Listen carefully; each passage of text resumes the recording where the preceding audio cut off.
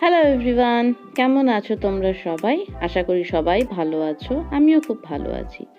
ভালো আছি বলেই নিয়ে চলে এলাম আজকে তোমাদের জন্য পুঁই পাতার একটা রেসিপি। চলো দেখে নিই। রেসিপি ঠিক বলবো না, একদম চটরপটর একটা আইটেম। দেখো আমি এখানে পুঁই পাতাগুলোকে না ফার্স্টে ভালো করে ধুয়ে কাঁচি দিয়ে ক্যাচ ক্যাচ করে কুচিয়ে নিলাম। কোচানো মানে একদম কুচোবো না, একটু বড় বড় করেই কেটে নিচ্ছি এখানে। পুঁই পাতাগুলো কেটে নি, বরং দাঁড়াও।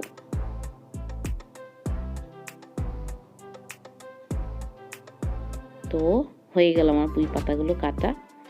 এবার আমি এতে এক এক করে সব জিনিসগুলো মিশিয়ে দেবো। প্রথমেই দিয়ে দেবো 2 চামচ, বড় চামচ বেশ, চালের গুঁড়ো।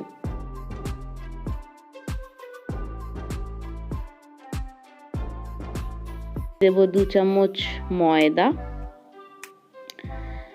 আর তারই সাথে দেব নুন, দেব পরিমাণ মতন, যে যেরম খাও। আর সাথেই দেব একদম এক চুটকি বলতে পারো হলুদ। হলুদটা না দিলে কেমন যেন সাদা সাদা লাগে, তাই আমি হলুদটা দিয়ে দিলাম। এইবার আমি এতে দেব জোয়ান। জোয়ানটাকে দাঁড়াও ভালো করে রগড়ে নিই। যতক্ষণ না জোয়ানটা গুঁড়ো হচ্ছে, একটা ঝাঁঝালো গন্ধ বেরোচ্ছে, ততক্ষণ বেশ ভালো করে রগড়ে নিয়েছি জোয়ানটাকে। বেশ খৈনির মতন করে ডলে ডলে রগড়ে নিলাম। মজা করলাম। তো জোয়ানটা দিয়ে দিলাম। জোয়ানটাকে না রগড়ে নিলে না ফ্লেভারটা খুব ভালো আসে যে কোনো জিনিসে। এবার আমি কিন্তু হাতটাকে খুব ভালো করে ধুয়ে নিয়েছি। এবার অল্প অল্প করে জল দিয়ে, একবারে কিন্তু জল দেবো না, তাহলে কিন্তু ব্যাপারটা খুব ঝোলো ঝোলো হয়ে গেলে কিন্তু গন্ডগোল হয়ে যাবে। তারপর বেশি ময়দা পড়ে যাবে, বেশি চালগুলো পড়ে যাবে, পাতা পাতা আর বোঝাই যাবে না। তাই খুব মেপে মেপে একটু একটু করে জল দিয়ে মাখতে থাকবো। কম হলে, কম বেশি হলে আবার একটু নিয়ে নেব। তো আমি এখানে মেখে নিই। দাঁড়াও, পুঁই শাক পাতাগুলোকে ভালো করে জল দিয়ে ব্যাটারটার মধ্যে মিশিয়ে নিই। তো যারা যারা আমার চ্যানেলকে অলরেডি ফলো করো তাদেরকে অনেক অনেক থ্যাংক ইউ। আর যারা আমার চ্যানেলে নতুন, তাদের যদি আমার চ্যানেলে রেসিপিগুলো ভালো লাগে তাহলে একটা লাইক করে দিও, একটু শেয়ার করে দিও, আর কমেন্টস করে দিও।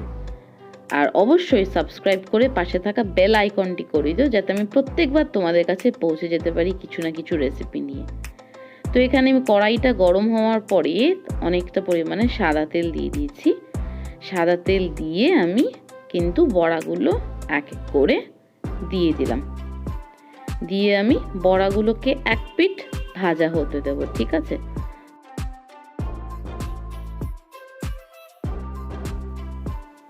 এক পিঠ ভাজা হয়ে গেছে। এবার আমি বড়াগুলোকে একটু অপর পিঠে পাল্টে দিই ভাজা হওয়ার জন্য।